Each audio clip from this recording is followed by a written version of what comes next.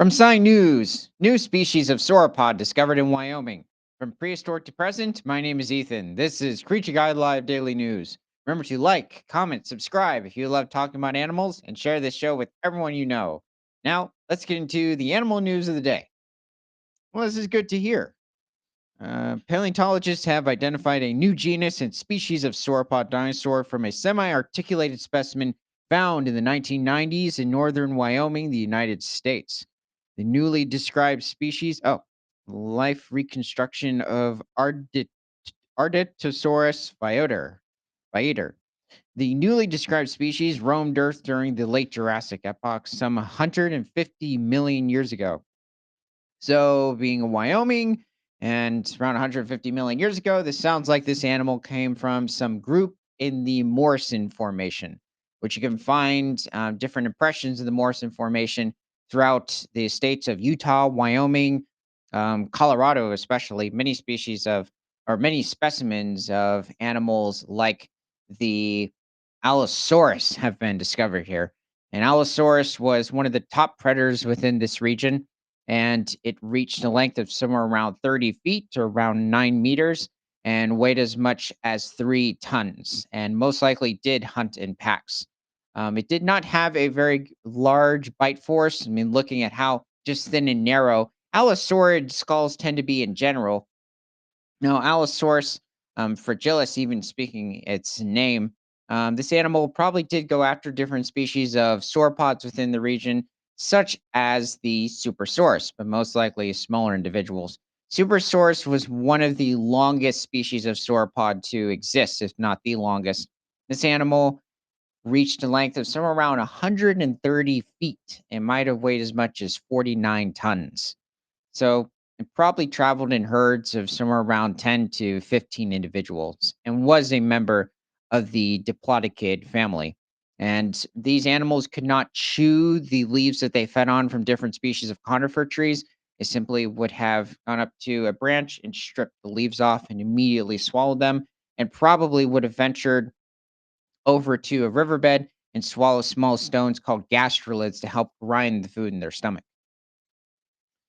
Dubbed Ardetosaurus viator, this dinosaur was a type of diplodocid. Many species of diplodocid have been found in the Morrison Formation, such as Supersaurus and even Diplodocus carnegie itself. A family of sauropod dinosaurs that includes some of the longest creatures ever to walk the planet.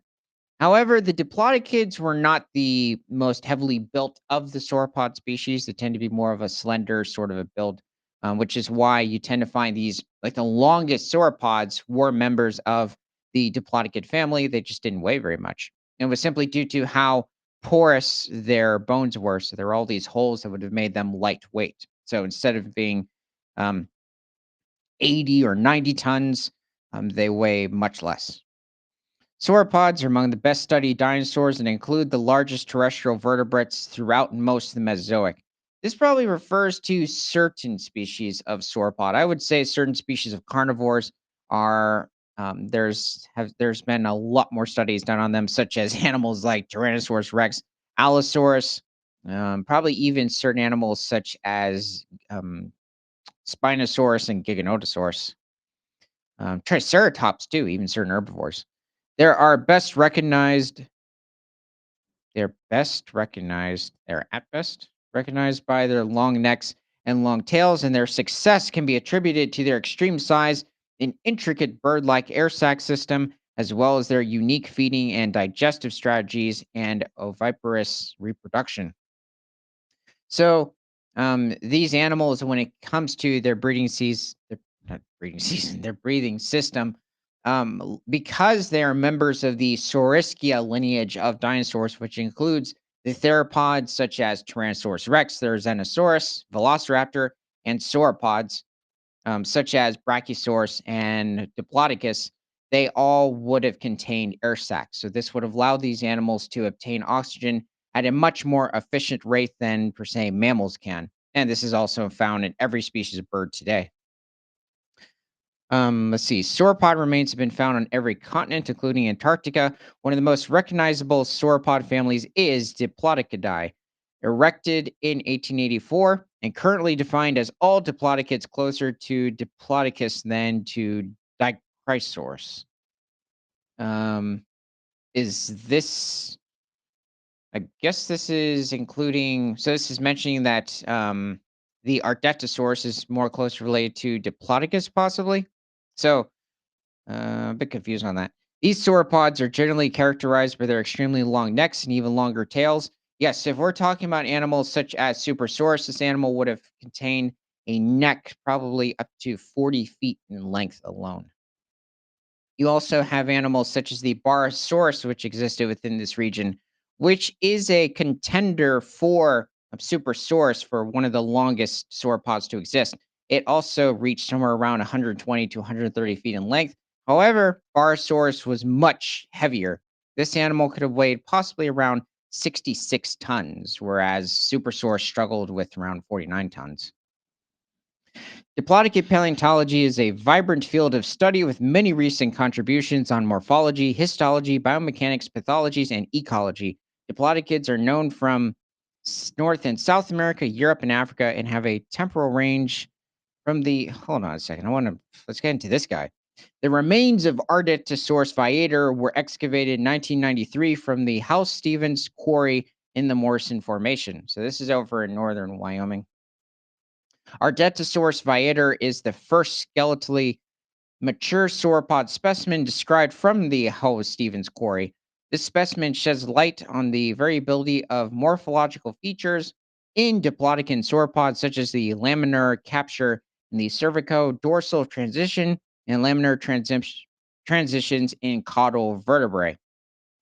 Now, also mentioning some of the other animals that are not talked about that did occur during the late Jurassic. This is a member of the Nodosaurid family, more specifically Gargoyleosaurus, which is one of the earliest nodosaurs, but the lineage of dinosaurs, which also would include the ankylosaurs and stegosaurs like Stegosaurus, which did exist at this time in Wyoming around 150 million years ago. This animal was around 11 feet in length regarding the Gargantuosaurus and might have weighed somewhere around 1,600 pounds or a little over 800 kilograms. It was probably feeding on different species of ferns, even cycads within the region, and was one of the earliest nodosaurs. But the clade of dinosaurs that this animal belonged to, as well as Stegosaurus, first evolved somewhere around 200 million years ago at the very beginning of the Jurassic period. And it's quite interesting because many species of nodosaur had very distinct spike-like osteoderms protruding um, from the sides of their waist, which is not something that you see in later species of ankylosaur during the Cretaceous period. Let's see. This lineage, along with the Stegosaurus, the Nodosaurs would continue to the late Cretaceous, but Stegosaurs would eventually go extinct somewhere around 105 million years ago, and first evolved somewhere around 165 million years ago during the mid Jurassic. So, additionally, the specimen preserves a relatively rare first chevron with a peculiar morphology, which, in comparison with other sauropods and other non avian dinosaurs, highlights the need to further investigate the possible recognition of sexual dimorphism, which is referring to the size difference between males and females of these specific dinosaurs. In sauropod dinosaurs through micromorphological characteristics in chevrons. And one more animal within the region is the Camptosaurus, which is a member of the Camptosauridae lineage of early ornithopods at this point. So this was around, I guess, just 6 million years earlier, around 156 million years ago, is when you start having the first true ornithopods evolve, and they would eventually become the later iguanodontids and hadrosaurs of the Cretaceous period. And they flourished throughout every continent, very much early into the Cretaceous period, possibly somewhere between 120 to 130 million years ago. Herbivores like Camptosaurus already covered the Earth. Now, real quick, this animal was somewhere around 20 feet in length. It might have weighed somewhere around 2,200 pounds or a little over 1,000 kilograms. It mostly fed on different species of ferns and possibly even smaller species of conifers. So, This is really good to hear that we found another species of diplodocid within the Morrison Formation. I'd like to see more species of brachiosauridae, such as Brachiosaurus. But let me know in the comments what your favorite species of Jurassic dinosaur is. And from prehistoric to present, my name is Ethan. This is Creature Guide Live Daily News. Remember to like, comment, subscribe if you love talking about animals, and share this show with everyone you know, because nothing is better than all animals all the time.